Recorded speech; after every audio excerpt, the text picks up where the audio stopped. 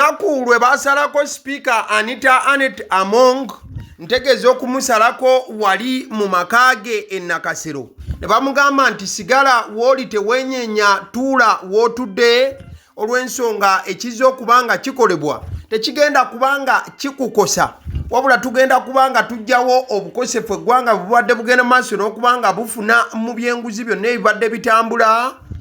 Honorable Speaker yabagamba kale munzikirize ngende maaso n'okubanga nkubira bannamateeka bange musobole okubanga mukola byonna bye mugenda okukola nga bannamateeka we bali era nga beetegereza bulungi kiki ekigenda mu maaso.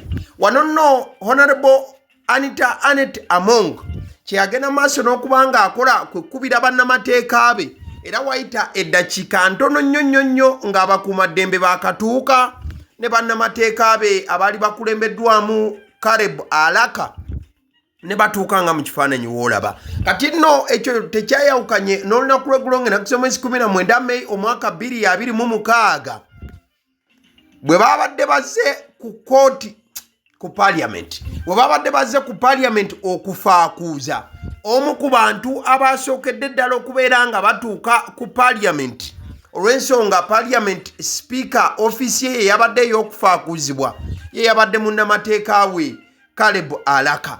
Wabula Caleb Alaka we twafunyeyo akadde okubanga ebibuuzo bimubuuzibwa ku mbeera Speaker Anita Anet Among gy'alimu eddakiika eno bw'ati omukulu lawyer bwe yatugambye. We are full, sir. Good morning, sir. Morning. There is a lot of tension here. How is your client? How is the going? We are moving. You're moving. And how is the client? We shall issue an official statement later. In the day? Yeah. Okay. Because there are so many false narratives. Yeah.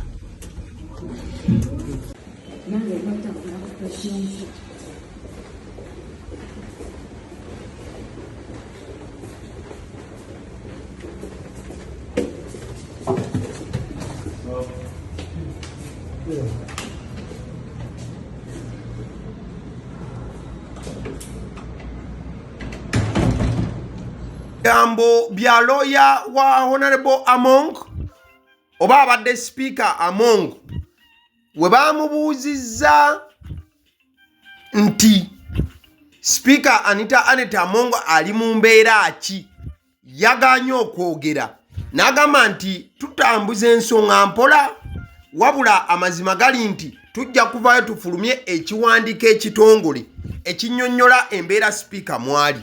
Wabula lawyer ono n'agamba nti wabula ebitambuzibwa bingi munnamateeka wa Anita Among Caleb Alaka yagambye nti okukonjera kungi okukyagenda mu maaso naddala ku mbeera ya Speaker wabula n'agamba nti tujja vaayo tubagambe. Wabula Caleb Alaka nga yeetala ava ku maka ga Mongo gano nadda ku gali nadda ne ku Parliament atuuse kumbe eyabadde amulengera mu Kamooli ye Generali Muhoozi Kainerugaba. Era Muhoozi Kainerugaba olwabaguliziddwako nti ne ku Parliament y'eggwanga munnamateeka wa Speaker Among yabadde atuuseewo. Jeno n'abuuza naye kati ono lawyer wa Amongo yeeyita ki?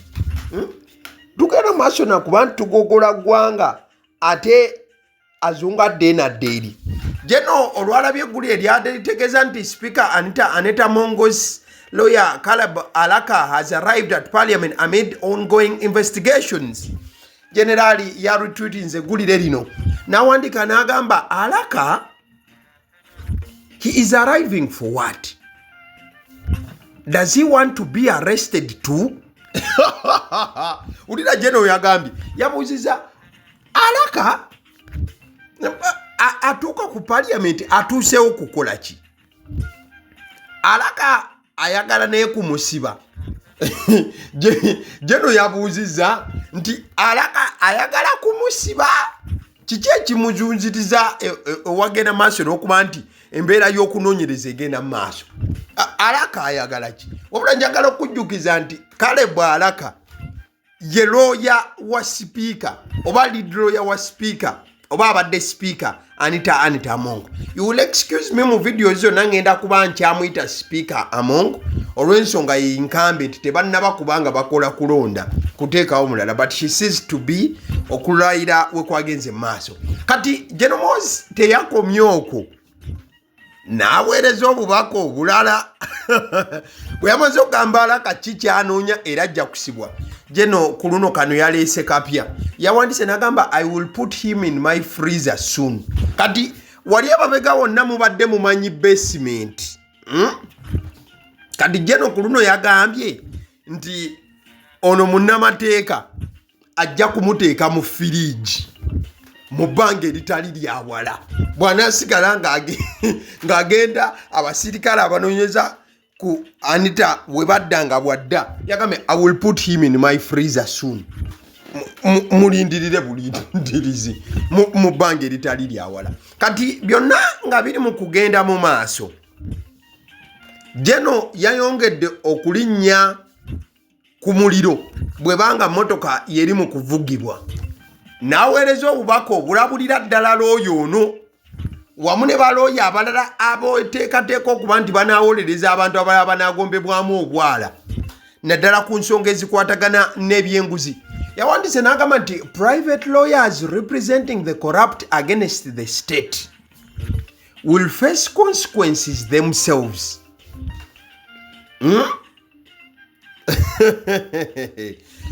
Nti balooya bonna abanaavaayo okuwolereza abali b'enguzi gavumenti beenaabeekutte nabo bennyini bajja kulugwamu.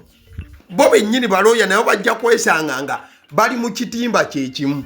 Kati olaba abasajja be bakwata ne bagamba nti naawe oli mu kwolereza omulimu w'enguzi ku ssente z'enguzi kwatodde n'akuwa ekitegeeza naawe olidde enguzi. Kuno nno Muhoozi Kainerugaba yagasseeko okulabula okulala n'agamba nti when the lion roars it's a very bad idea to be on the other side or to try to put up a hopeless fight. Underline the word hopeless fight. You will be eviscerated. Mama nyabo. Muhoozi Kainerugaba n'agamba nti empologoma bwewuluguma kibeera kibi nnyo ng'okubeera ku sayidi eri egiwakanya oba okugezaako okubeera nti oteekateekawo obutalotalo obutalina makulu. Yagiyise a hopeless fight. N'agamba you will be eviscerated. Ekigambo eviscerated mukwano gwange mu lulimi olusawo kitegeeza omuntu okumubaaga n'omugyamu ebyenda oba n'omugyamu ebyomunda mu ye, kyekigambo eviscerated. Kati tuba tugenda mu maaso Muhoozi Kainerugaba n'atugamba nti the president allowed this operation to arrest anybody in Uganda except the president and first lady. Everybody else in this country can be arrested. Okategedde bulungi. N'agamba nti president yakkiriza mu kikwekweto kino okukwata omuntu yenna mu Uganda nti omuntu yekka ajja okubanga atalizibwa mu kikwekweto kino ye president yennyini wamu ne mukyala we, wabula abasigadde bonna tewali ali safe okuva ku kikwekweto kino naddala ng'oli mu ggwanga nyaffe Uganda.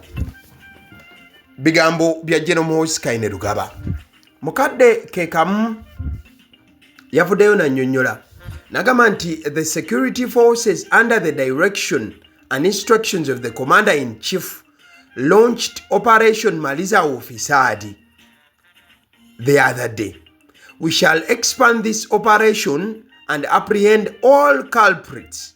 No one will be spared. Okategedde bulungi. N'agamba nti ye nga CDF balonchinze operation emanyiddwa nga Maliza Ufisadi. Maliza Ufisadi nabagambye dda nti kigambo kya Luswayiri ekitegeeza okumalawo obuli bw'enguzi. Era n'agamba nti operation eno bagenda kugigaziyaamu kyekitegeeza nti bajja kuva ku kiri mu kugenda maaso ebya honorable speaker Anita Among baabadde then bakigaziye bongere okubanga bakwata buli kiisi eyekulubeesa n'ensimbi y'omuwi w'omusolo akina kulyanguzi n'ebiringa ebyo. In fact generali yataddeyo katyuni eno nga bagikubye mu kifaananyi ki waggulu n'awandika n'agamba nti operation Maliza Ufisadi musiibeje jeno ng'agamba nti operation kukwata kufaakuuza buli walinguzi n'abagamba mubeere bulungi. Kati nno bino nga bigenda mu maaso, Honorable Daudi Kabanda we yaviiriddeyo n'alaga okutya okw'ekika ekya waggulu n'agamba nti ali mu kutiisibwa era nti ye ali mu kweteekateeka kulaba nga ebyobufuzi mu maaso awo agenda kubivaamu abyesonyiwe. Wabula General Muhoozi n'amugamba gwe ssebo ani kwogamba ali mu kutiisatiisa era ayagala okugamba nti ayagala kukujja mu bulamu bwansi eno, mbuulire amannya ge tulabe ekiddako. Ate n'amaliza n'amugamba ssebo Honorable Daudi Kabanda oyinza okugamba mbu ssebo oyagala kuva mu byafuzi ebino naki, naye nga nze CDF w'eggwanga nkuwadde order togenda kulitayalinga tojja bivaamu. Kati Honorable Daudi Kabanda yabadde agamba mbu ye agenda kudduka ebintu abikooye.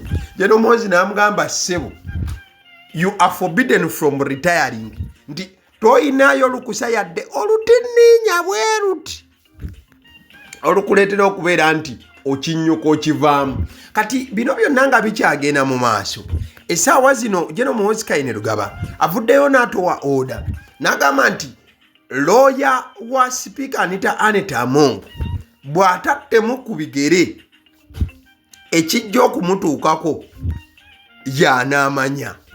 Kati ekibuuzo, looya bw'anattamu ku bigere nadde ebbali, Speaker Anita Among Musango n'aguyimiramu yekka mukazi wattu nga talina munnamateeka agenda kubanga amuwolereza, kaba tekaawedde mudda. Ale nzikiriza nkutegeze ku bannaffe aba Honey Bites bagamba nti bo omulimu gwe bakola gwa kukolera byakulya eby'abaana abadda ku masomero. Bwe tugamba abaana abadda ku masomero saabo bokka abadda ku masomero wabula n'ababeera ewaka balina package ey'ebyokulya eby'abaana mu line efaananako bwetyo. Gwe bakubire bukubizo bagambe njagala package y'ebyokulya by'abaana abali ku masomero oba abaana abalya ebyokulya.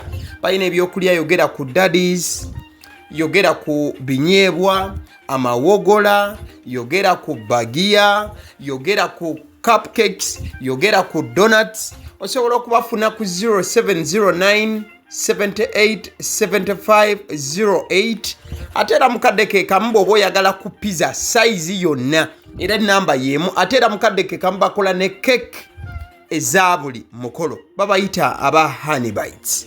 Njagala n'okutegeeza ku bannaffe aba Alson Painters UG, bano basiizi ba langi era nga balina obukugu mu kusiiga langi era bamanyi ne langi ki egenda ku kizimbe kyo era mu ruumu ki. Tebasobola kuddira langi yandigenze mu kisenge ate ne bagisiiga mu ddiiro ey'omu dining ne bagisiiga mu kinaabiro, nedda. Alson Painters UG omulimu gw'okusiiga langi bagukugukira ddala. Basiiga ebizimbe okuviira ddala ku ruumu emu paka ku makalina n'amakalina. Gwe bakubire bukubizo bagambe nti Alson Painters UG namaliriza okuzimba ekizimbe kyange. In fact ne bw'oba olina ekizimbe nga kikadde nga olaba langi yakyo efaanana si bulungi, Alson Painters UG bazze kugonjoola nsonga eno. Bakubire ku 0705 1936 be bannaffe aba Alson Painters UG. Aba Sedi Omusunsuzi ly'erinnya eryange yenze aba Sedi Omusunsuzi, yenze atuula emabega w'omuzindaalo buli lunaku era ly'eddoboozi ly'owuliriza ku mukutu guno aba Sedi Omusunsuzi ly'eddoboozi eryo era ng'omukutu kw'oli gwe guno ogwagaliwo. Nagamba nti information yonna gy'olaba ku channel eno tetugattamu kintu kyonna ate tewali kye tutoolamu.